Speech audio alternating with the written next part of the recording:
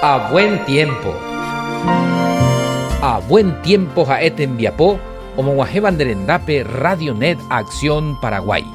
Y Muenondejara, Evangelista Gustavo Alberto Servián, Peinoima Nendive. En Dumina Baepas y Proverbio capítulo 16, versículo 18. Tras el orgullo viene la destrucción. Tras la altanería, el fracaso. Ni peteado, ¿entiendes dónde hay pone? Más lao pa, es capaz ni peteña al lado lleva. Pero y me en cuenta, y la gente más oigo esta ese o murmurañan de eje.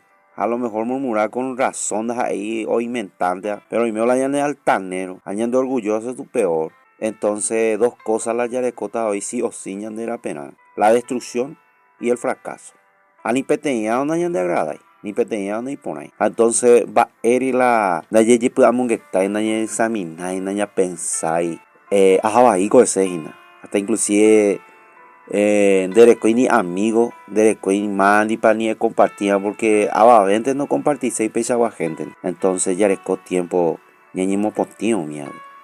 Oingo escrito con A porque pega la problema en el corazón del hombre.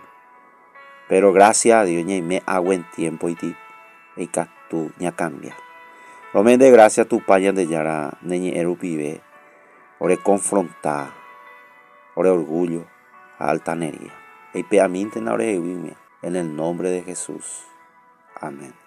Yende ya tandero basa, es asa ponaiteco este día, ni me hago en tiempo.